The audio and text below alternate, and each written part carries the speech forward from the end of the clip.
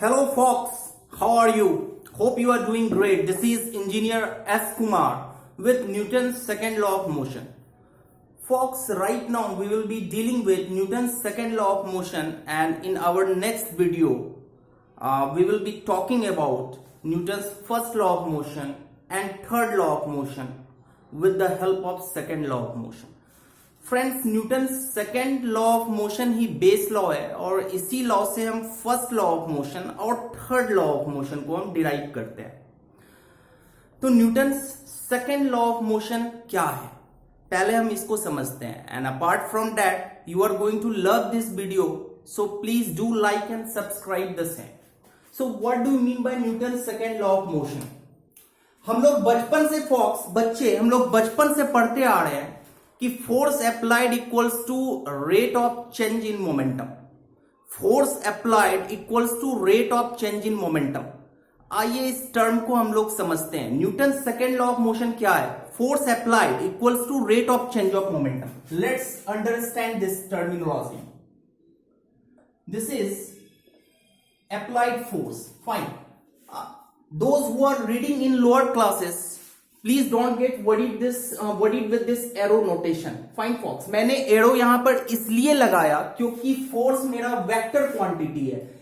Force के साथ magnitude भी है और फोर्स के साथ डायरेक्शन भी है. दैट्स व्हाई मैंने इस पर एरो लगाया. जो लोअर क्लासेस में है, आप अपनी अंडरस्टैंडिंग के लिए इस पर आप एरो नहीं भी लगा सकते हो, but don't get confuse. There is not an issue. आप एरो लगा भी सकते हो, आप एरो नहीं लगा सकते हो, but it's a good practice कि मैंने इस पर एरो लगाया. Is that clear? मैंने फोर्स पर इसलिए एरो लगाया है क्योंकि फोर्स वेक्टर क्वांटिटी है. फोर्स के साथ मैग्नीट्यूड भी है और फोर्स के साथ डायरेक्शन भी है. Fine force. तो force applied, this is what? This is force applied. Force applied on a body और force applied on a system. So force applied equals to rate of change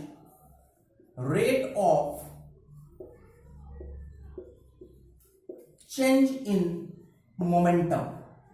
Force applied equals to rate of change in momentum. तो बच्चों, इसको हम लोग समझते हैं कि आखिर ये स्टेटमेंट है क्या. Force applied equals to rate of change in momentum. Actually force applied is directly proportional to rate of change in momentum.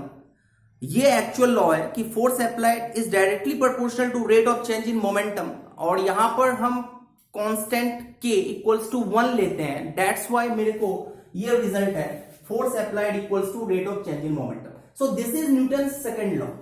So what is momentum? Friends, momentum पर बेसिक वीडियो अवेलेबल होगी. आप इस video को जरूर refer करना. It would be a fantastic video. फिलहाल momentum क्या है, हम मोमेंटम को समझते हैं कि जब कोई बॉडी जिसकी मास m है वो v वेलोसिटी से मूव कर रही है, तो मोमेंटम उस बॉडी की mv है. That is mass times velocity. If a body of mass m moving with a velocity v, then its momentum is mv. Is that clear? So this is the momentum. Momentum is a vector quantity.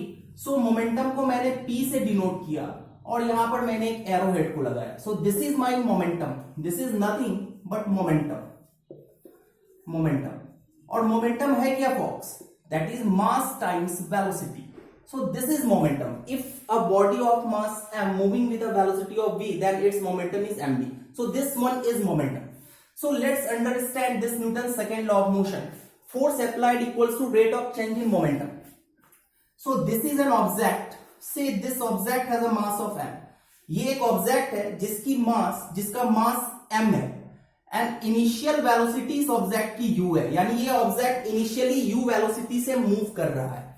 मैंने एक force apply किया इस object पर delta T time के लिए. मैंने delta T time के लिए, डेल्टा टी सेकेंड के लिए, अगर मैं एसआई यूनिट की बात करूं तो मैं सेकेंड में यहां पर लेता हूं. डेल्टा टी सेकेंड के लिए मैंने एफ फोर्स इस बॉडी पर अप्लाई किया और डेल्टा टी सेकेंड के बाद इस बॉडी की वेलोसिटी v हो जाती है.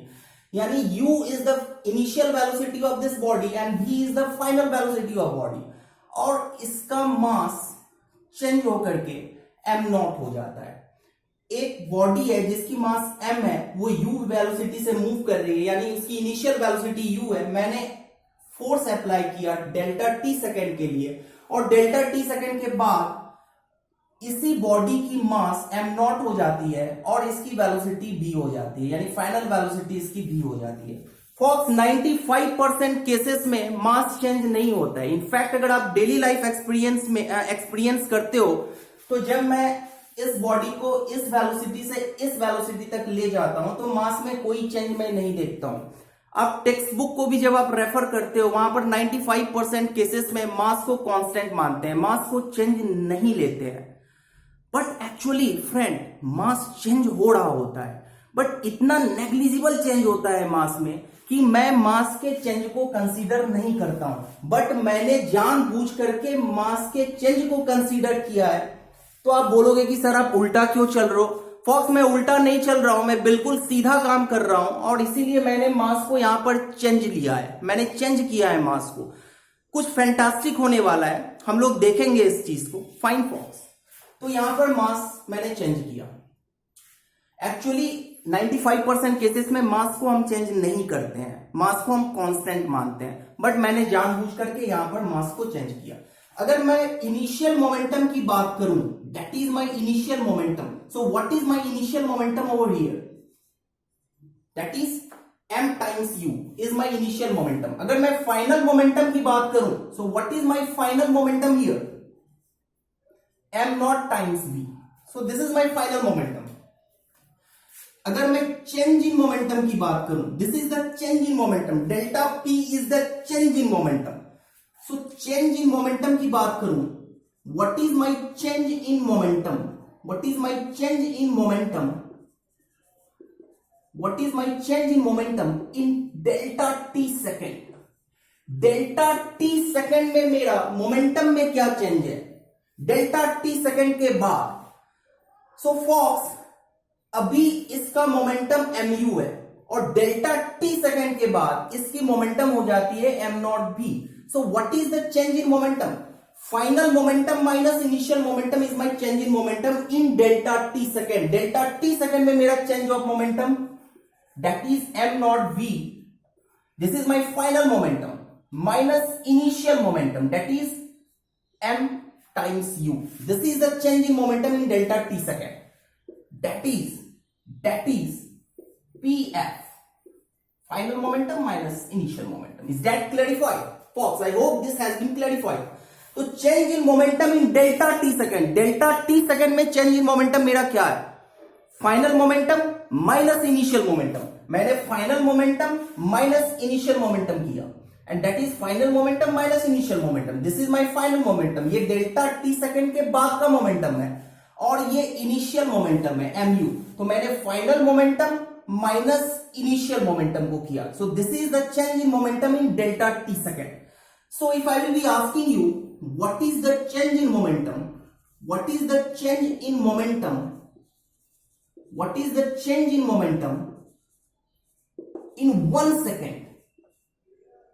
एक सेकेंड में कितना मोमेंटम का चेंज हुआ? What is the change in momentum in 1 second? It will be m0 v minus m times u by delta t. So this is the change in momentum in 1 second. ये 1 second में change in momentum है. If I will be asking you what is change in momentum in 1 second, so change in momentum in 1 second m0 v minus mu divided by delta t. So ये 1 second में कितना momentum change हो रहा है वो बतला रहा है। That is nothing but pf, final momentum minus initial momentum by delta t, by delta t. Fine, folks. So this is pf minus pi divided by delta t. और so folks, मैंने change in momentum in 1 second को यहां पर बतलाया। तो change in momentum in 1 second क्या है? m0 v minus mu by delta t, that is final momentum minus initial momentum by delta t, or this is the change in momentum, this is final momentum minus initial momentum by delta t. So this is change in momentum in 1 second and this is nothing but rate of change in momentum. Fox, यही rate of change in momentum है, यही rate of change in momentum है और यही force applied है। and this is the rate of change in momentum. Force applied equals to rate of change in momentum, and what is my rate of change in momentum? That is m naught v minus mu by delta t. That is the rate of change in momentum. This is the rate of change in momentum. Delta t by delta t. This is the rate of change in momentum. This is the rate of change in momentum, folks. This is the rate of change in momentum. Fine. So those who are preparing for their board exams, those who are preparing for JEE NEET examinations, आप इस term को fox भली भांति जानते हो, dp by dt. So this is the rate of change in momentum. मतलब अगर momentum में बहुत छोटा चेंज है, बहुत छोटे समय में, बहुत छोटा चेंज बहुत छोटे समय में, that is dp by dt. बहुत छोटा चेंज मोमेंटम का है बहुत छोटे समय में, that is dp by dt. छोटा, बिल्कुल छोटा चेंज है मोमेंटम में और बिल्कुल छोटे से समय में वो चेंज हुआ मोमेंटम में, तो that is dp by dt. Is that clear? तो this is my actual second law of motion. अगर Newton second law of motion की मैं बात करूं, so this is the actual Newton second law of motion. Actual Newton second law of motion है rate of change in momentum equals to force applied. This is my actual Newton second law of motion. But मैं इसमें एक case लेता हूं fox, मैं इसमें एक case लेता हूं और इस केस में मास रिमेन्स कांस्टेंट. मैंने अब मास को कांस्टेंट कहा. दैट मीन्स अगर यहां पर मास m है तो यहां भी मास मेरा m होगा. मास में कोई भी चेंज नहीं हुआ. डेल्टा t सेकेंड के बाद मास में कोई भी चेंज नहीं हुआ, तो मास मेरा जो है फॉक्स वो m ही रह गया.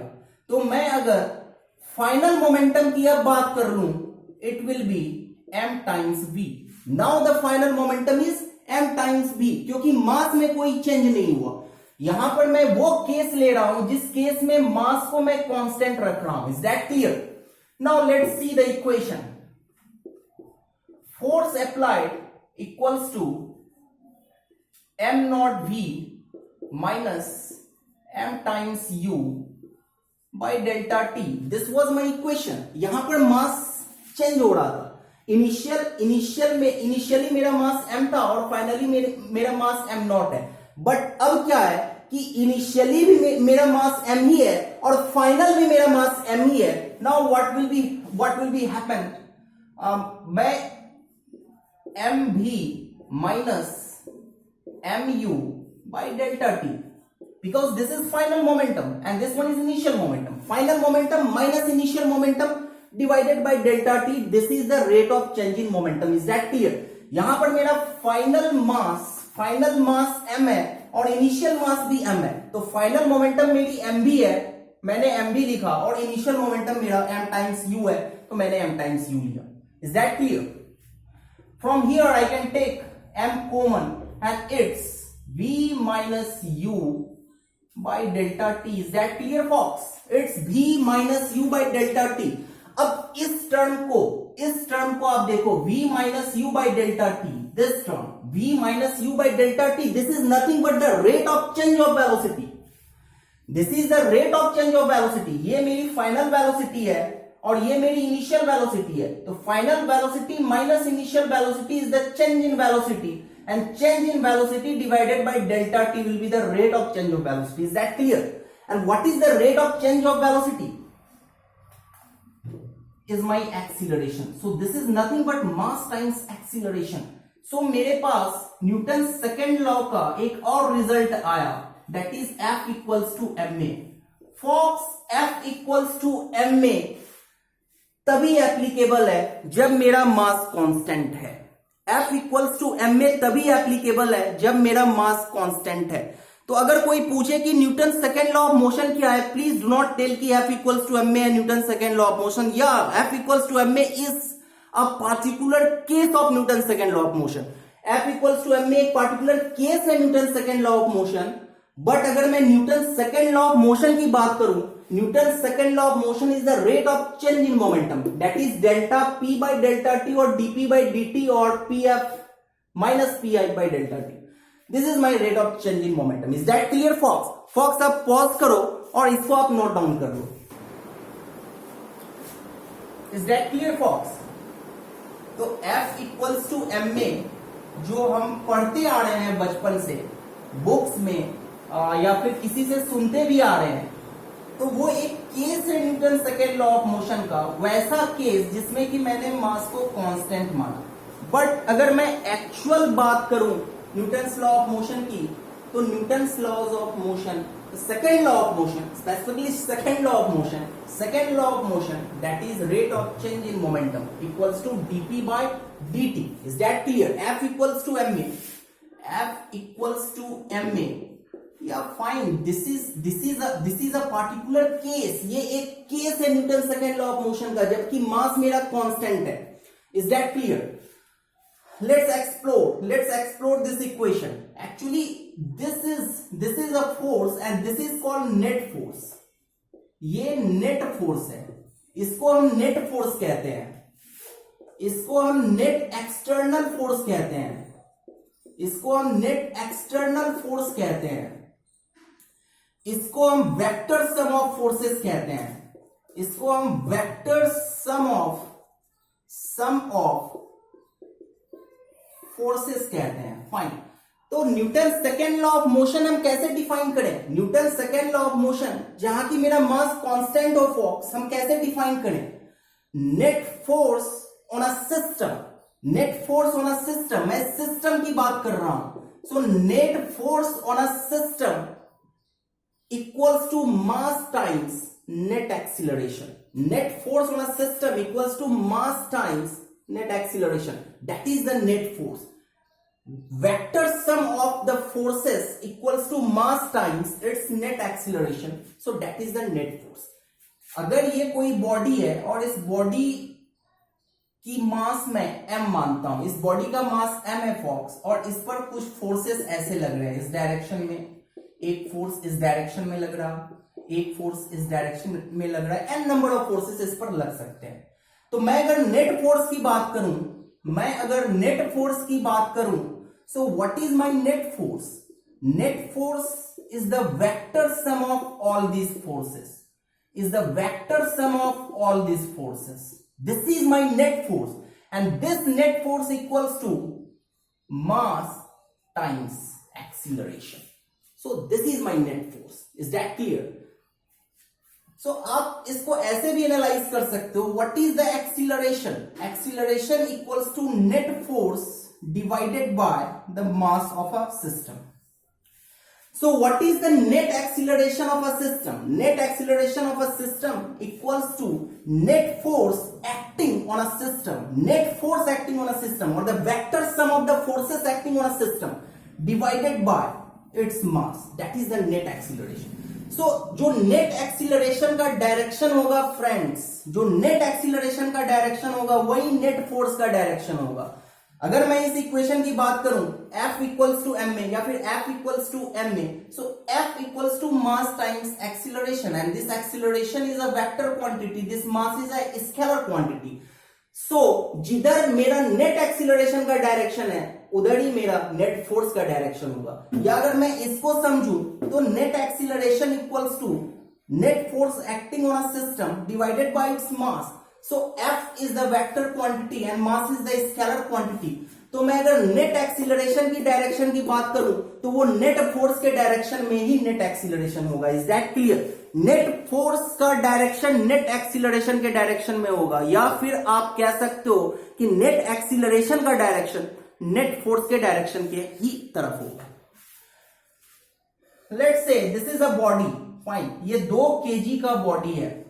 इस 2 kg के बॉडी पर 2 न्यूटन का फोर्स राइट के तरफ लग रहा है, फॉरवर्ड के तरफ लग रहा है, और 1 न्यूटन की फोर्स लेफ्ट की तरफ लग रहा है.